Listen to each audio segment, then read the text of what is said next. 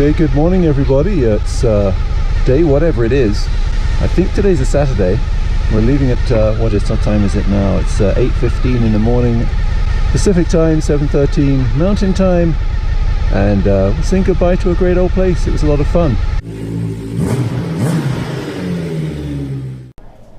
While we were here, we got to meet some of the locals and go on some hikes.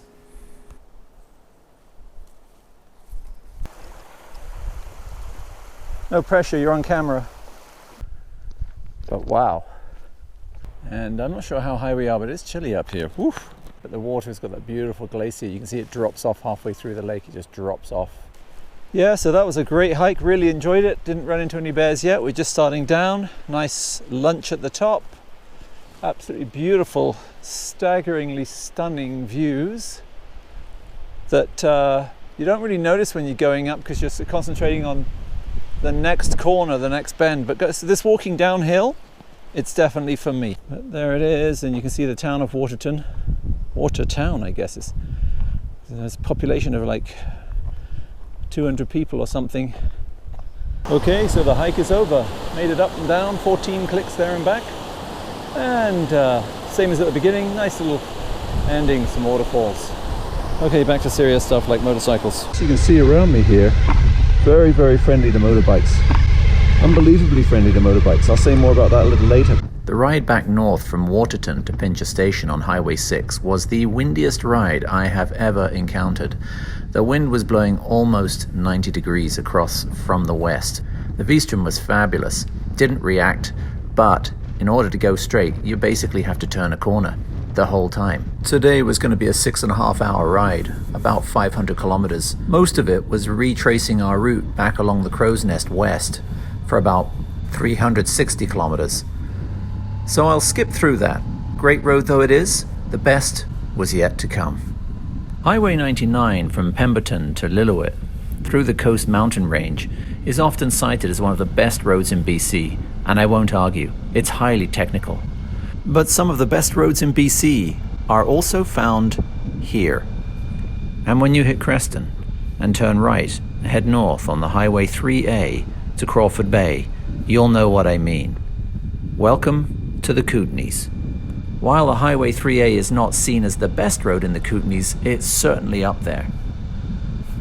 If you like flowing, well-engineered curves that come gently at first, but become more frequent, dishing out rights and left in equal measure, with none of those increasing radius off-camber rock-strewn surprises, then this is the road for you. I'm not sure if it was because of COVID, but the traffic was extremely light, with the exception being motorbikes. This is obviously a well-loved local Kootenay road by those riders in the know. It's the sort of road that you can ride on autopilot, allowing muscle memory, instinct, and the bike to fly you through it.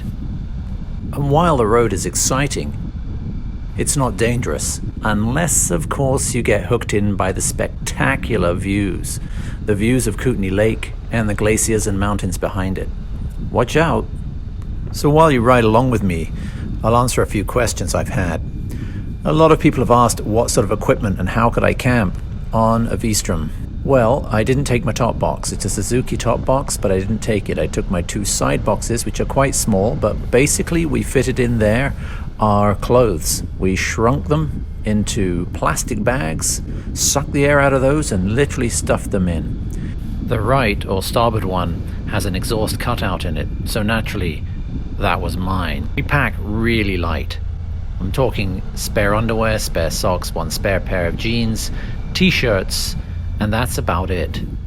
Suzuki side cases are not big, and there are bigger ones out there. You'll also notice that on the tank is the tank bag. The tank bag is an SW Motec Suzuki branded quick lock tank bag, which expands. I'll leave a link above right now so that you can go review that. Anyway, in the tank bag is most of the cameras, all our electronics, valuables, and passports if you're going across the border.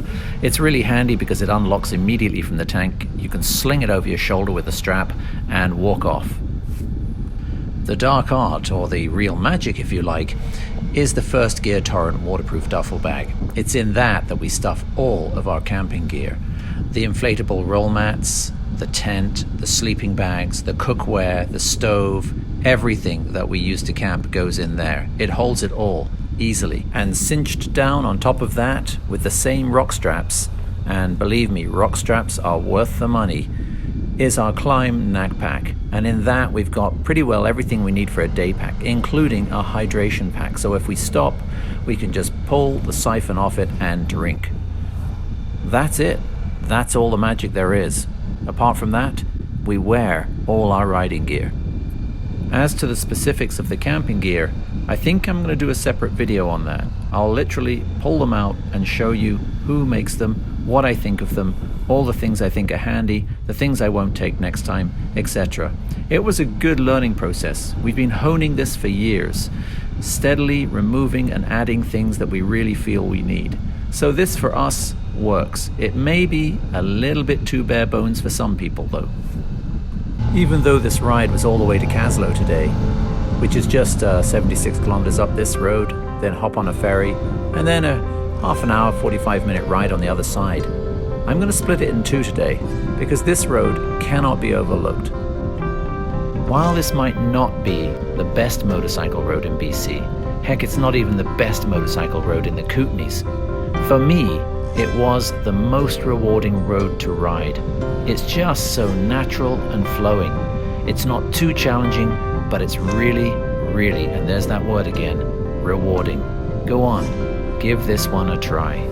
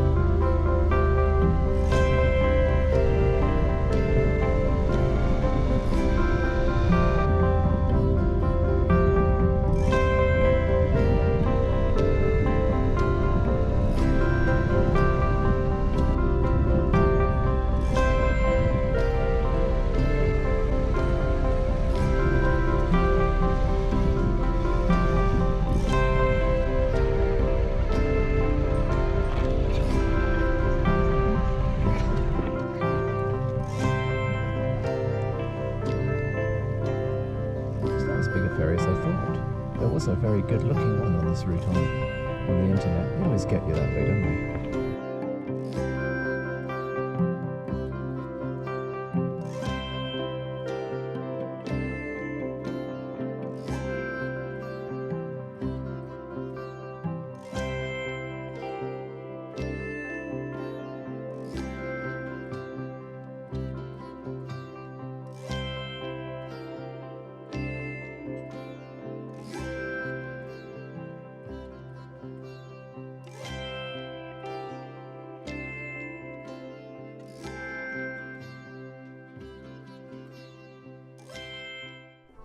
Once again, thanks for watching everyone.